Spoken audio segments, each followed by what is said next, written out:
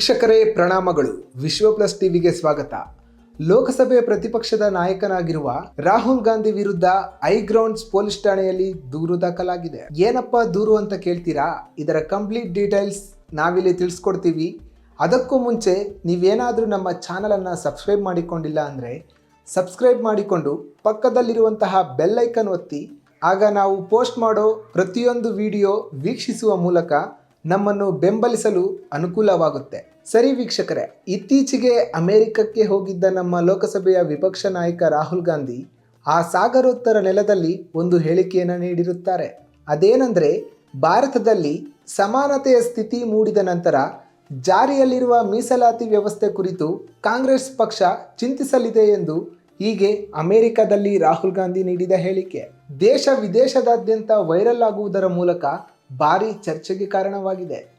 ಆ ನಂತರ ಮಾಧ್ಯಮದ ಸಂವಾದದಲ್ಲಿ ರಾಹುಲ್ ಗಾಂಧಿ ಅವರು ಹೇಳ್ತಾರೆ, ನಾನು ಮೀಸಲಾತಿ ವಿರುದ್ಧವಾಗಿ ಮಾತನಾಡಿದ್ದೇನೆ ಎಂಬುವಂತೆ ನನ್ನ ಹೇಳಿಕೆಯನ್ನು ಮಾಧ್ಯಮಗಳೇ ತಿರುಚುತ್ತಿವೆ.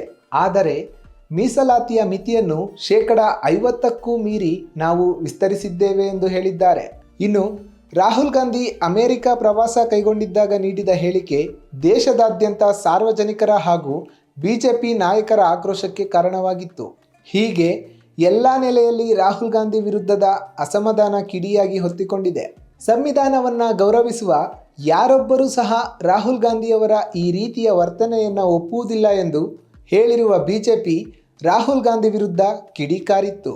ಇದೇ ವಿಚಾರಕ್ಕೆ ಸಂಬಂಧಪಟ್ಟಂತೆ ರಾಜ್ಯಸಭೆಯ ಸ್ಪೀಕರ್ ಜಗದೀಪ್ ಧನ್ಕರ್ ಅವರು ಒಂದು ಹೇಳಿಕೆಯನ್ನು ಕೊಟ್ಟಿದ್ದರು. ಸಾಂವಿಧಾನಿಕ ಹುದ್ದೆಯಲ್ಲಿರುವ ವ್ಯಕ್ತಿಯೊಬ್ಬರ ಇಂತಹ ನಿಲುವು ಅವರ ಸಂವಿಧಾನ ವಿರೋಧಿ ಮನಸ್ಥಿತಿಯನ್ನು ತೋರುತ್ತದೆ ಎಂದು ಅಭಿಪ್ರಾಯ ವ್ಯಕ್ತಪಡಿಸಿದ್ದರು.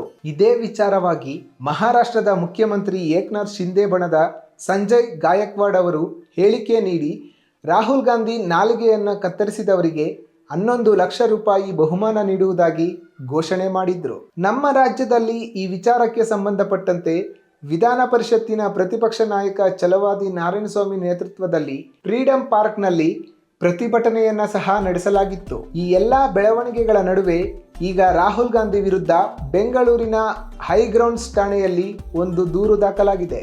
ಈ ದೂರು ದಾಖಲಿಸಿರೋದು ಬೇರೆ ಯಾರೂ ಅಲ್ಲ, ಬಿಜೆಪಿಯ ವಿಧಾನ ಪರಿಷತ್ತಿನ ವಿಪಕ್ಷ ನಾಯಕ ಛಲವಾದಿ ನಾರಾಯಣಸ್ವಾಮಿ, ಮೇಲ್ಮನೆ ಸದಸ್ಯ ಎನ್ ರವಿಕುಮಾರ್, ರಾಜ್ಕುಮಾರ್ ಪಾಟೀಲ್, ಬಿಜೆಪಿ ಕಾನೂನು ಪ್ರಕೋಷ್ಠದ ಸಂಚಾಲಕ ವಸಂತ್ ಕುಮಾರ್ ಸೇರಿದಂತೆ ಬಿಜೆಪಿಯ ಹಲವು ನಾಯಕರು ದೂರು ನೀಡಿದ್ದಾರೆ. ರಾಹುಲ್ ಗಾಂಧಿ ಅವರ ಈ ರೀತಿಯ ವರ್ತನೆ ಇದೇ ಮೊದಲಲ್ಲ. ಅನೇಕ ಬಾರಿ ವಿದೇಶಕ್ಕೆ ಪ್ರವಾಸ ಕೈಗೊಂಡಿರುವಾಗಲೆಲ್ಲ ಹೀಗೆ ಬೇಜವಾಬ್ದಾರಿತನದ ಹೇಳಿಕೆಗಳನ್ನು ನೀಡುತ್ತಾ ಬರುತ್ತಿರೋದನ್ನು ನಾವು ನೀವು ಎಲ್ಲರೂ ಗಮನಿಸಿದ್ದೇವೆ. ನಮ್ಮ ದೇಶದ ಬಗ್ಗೆ ಬೇರೆ ದೇಶಕ್ಕೆ ತೆರಳಿ ನಮ್ಮ ದೇಶದ ಘನತೆ, ಸಮಗ್ರತೆ ಹಾಗೂ ಗೌರವಕ್ಕೆ ಧಕ್ಕೆ ತರುವಂತೆ ಹೇಳಿಕೆಗಳನ್ನು ನೀಡುವುದು ಎಷ್ಟರ ಮಟ್ಟಿಗೆ ಸರಿ? ಇದರಿಂದ ದೇಶಗಳ ನಡುವಿನ ವ್ಯಾವಹಾರಿಕ ಸಂಬಂಧ ಹದಗೆಡುವಂತಹ ಪರಿಸ್ಥಿತಿ ಉಂಟಾಗುವುದು ರಾಹುಲ್ ಗಾಂಧಿ ಅವರಿಗೆ ತಿಳಿದಿಲ್ಲವೇ? ತಿಳಿದಿದ್ದರೂ ಸಹ ಅಧಿಕಾರದ ದುರಾಸೆಗೆ ಈ ರೀತಿಯ ದುಷ್ಟ ವರ್ತನೆಯನ್ನು ತೋರುತ್ತಿದ್ದಾರೆಯೇ ಎಂಬುದರ ಬಗ್ಗೆ ತಪ್ಪದೆ ಕಾಮೆಂಟ್ ಮೂಲಕ ತಿಳಿಸಿ. ಪೊಲಿಟಿಕಲ್ ಬ್ಯೂರೋ, ವಿಶ್ವ ಪ್ಲಸ್ ಟಿವಿ. ವಿಶ್ವ ಪ್ಲಸ್, ಜನಹಿತಕ್ಕಿದು ಜ್ಞಾನದ ಜಾಲ.